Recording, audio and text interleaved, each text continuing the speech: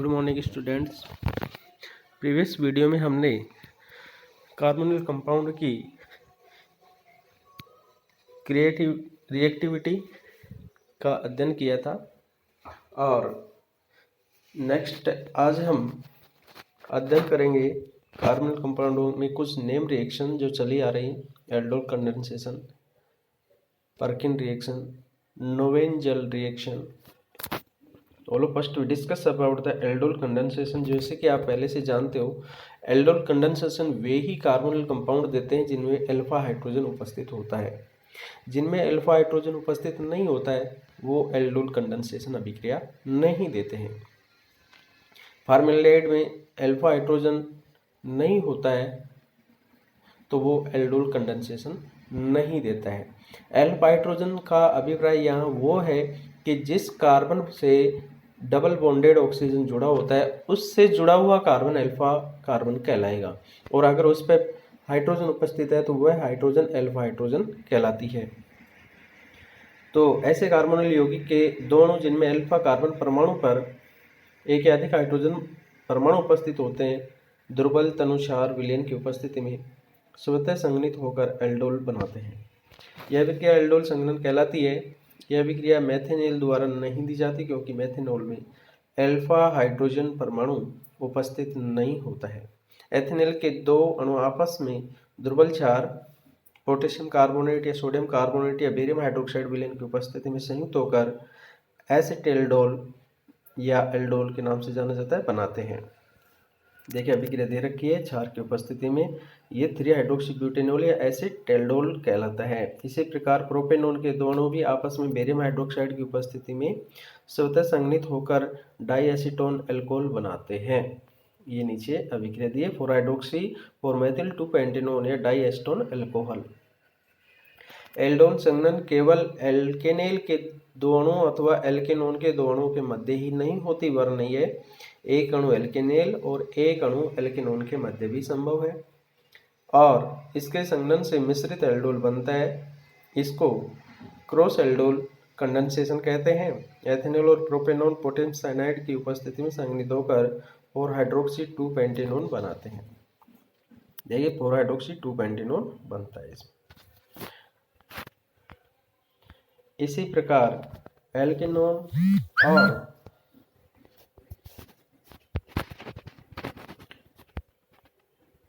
और एल्केनोन के एल्डोल संघनन से प्राप्त उत्पादों में कार्बोनिल समूह की बीटा उपस्थिति पर एक हाइड्रोक्सी समूह होता है।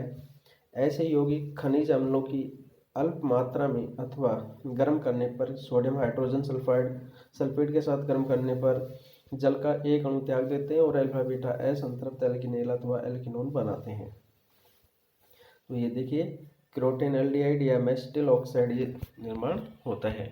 क्रियाविधि एल्केनोन या अथवा एल्केनोन का एक अणु तनुसार विलयन के साथ अभिकृत होकर कार्बन परमाणु से एक प्रोटॉन त्याग कर एनायन बनाता है जो अनुनाद द्वारा स्थायी होता है। इसमें ऋणावेश कार्बन अथवा ऑक्सीजन के दोनों परमाणु पर अस्थानीकृत रहता है। ऐसे एनायन इनोलेट कहलाते हैं। फर्स्ट देखिए बेस प्रोटॉन एब्स्ट्रैक्ट करता है और कार्बन पर ऋणावेश आ जाता है और इसका रिएरेजन से इनोलेट आयन का स्थायित्व होता है। फिर जो दूसरा अणु पे ये जो एनायन बनता है ये अटैक करता है। ये जो एनायन बनता है वो दूसरे अणु पे अटैक करता है और उसके साथ में ये जुड़ जाता है और फिर ये नेक्स्ट स्टेप में प्रोटॉन एब्स्ट्रैक्ट करके और एसीटोन बना देता है।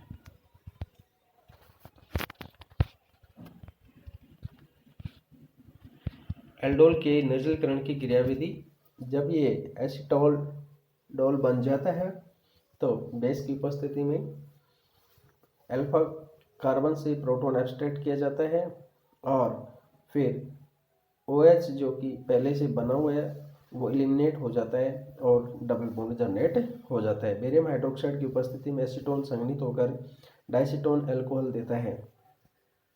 देखिए ये एसीटोन है तो क्या डाईएसीटोन अल्कोहल बनाता है और शुष्क HCl की उपस्थिति में मेसिटिल ऑक्साइड बनाता है। इसी प्रकार से सल्फ्यूरिक अम्ल की उपस्थिति में एस्टोन के 3 अणु संघनित होकर एक चक्रीय यौगिक मेसिटिलीन बनाते हैं। तो ये इंपॉर्टेंट कंपाउंड है कि एस्टोन सल्फ्यूरिक एसिड की उपस्थिति में क्या बनाता है, मेसिटिलीन। फॉर्मेल्डिहाइड का संघनन, फॉर्मेल्डिहाइड में यद्यपि अल्फा हाइड्रोजन परमाणु नहीं होता है तथापि यह एल्डोल संघनन दर्शाता है। बेरियम हाइड्रोक्साइड के तनु विलयन में फॉर्मेल्डिहाइड संघनित होकर फार्मोस देता है, इसको फार्मोस बोलते हैं। नोवेंजल संघनन, सेकंड आता है नोवेंजोल संघनन। यह एल्डिहाइड या कीटोन की कार्बनिक क्षार की उपस्थिति में अभिक्रियाशील मेथिलीन समूहयुक्त यौगिक के साथ अभिक्रिया नोवेंजोल संघनन कहलाती है। एल्डिहाइड है और वो कार्बनिक क्षार की उपस्थिति में, तो कार्बनिक क्षार का मतलब यह है कि जैसे एथिल मेलेनोएट है और इससे क्षार है जो है पहले प्रोटॉन इससे एब्स्ट्रैक्ट करता है, फिर ये एल्डिहाइड पर आक्रमण करता है। उपरोक्त अभिक्रिया में एल्डिहाइड एवं एथिल मेलेनोएट की तुल्यांक की मात्राएं लेते हैं और पिरीडीन क्षार के रूप में प्रयुक्त करते हैं। यदि एथिल मेलेनोएट अधिकता में ले तो पिरीडीन की उपस्थिति में उपर्युक्त अभिक्रिया का उत्पाद एथिल मेलेनोएट से पुनः अभिक्रिया कर लेता है। इस अभिक्रिया को माइकल संघनन भी कहते हैं। और अतः नोवेंजोल संघनन से तात्पर्य केवल उस संघनन से है जिसमें असंतृप्त यौगिक प्राप्त होता है। यह असंतृप्त यौगिक जल अपघटन और फिर गर्म करने पर अल्फा बीटा असंतृप्त अम्ल बनाते हैं। यहाँ एल्डिहाइड और ये एथिल मेलेनोएट लिया गया है, पिरीडीन की उपस्थिति में कंपाउंड बनते हैं। एथिल मेलेनोएट केवल एल्डिहाइड के साथ ही संघनित होता है। एथिल एसीटेट एल्डिहाइड व कीटोन दोनों के साथ संघनित होता है। ये बहुत सारी अभिक्रियाएं दी हुई है यहाँ पे जो कि क्षार की उपस्थिति में होती हैं और उत्पाद देते हैं। यहाँ मुख्य बात है क्रियाविधि। क्रियाविधि में देखिए बेस जो है वो पहले एथिल मेलेनोएट से प्रोटॉन एब्स्ट्रैक्ट करता है और क्या बनाता है, ऑर्गेनिक बेस बनाता है और फिर ये एनाइन जो है इस एल्डिहाइड पे आक्रमण करता है और फिर आक्रमण के पश्चात ये हाइड्रोक्सी समयुक्त कंपाउंड का निर्माण होता है और प्रोटॉन हाइड्रोक्सी एलिमिनेशन से असेचुरेटेड कंपाउंड जो बनता है। इस प्रकार से नोवेंजल अभिक्रिया में उत्पाद प्राप्त होता है। लेकिन नोवेंजल अभिक्रिया उत्क्रमण होती है, इसमें उत्पाद की कम लब्धि प्राप्त होती है। इस हेतु कोप ने सुझाया कि यदि अभिक्रिया बेंजीन माध्यम में कराई जाए तथा बेंजीन एवं जल के मिश्रण को स्थिरकवा के मिश्रण के रूप में निकाला जाए तो साम्य दाईं ओर विस्थापित हो जाता है तथा उत्पाद की लब्धि अधिक प्राप्त होती है। अतः यह अभिक्रिया कोप नोवेंजोल भी कहलाती है। तो आज के लिए इतना है, नेक्स्ट क्लास में अपन फिर अध्ययन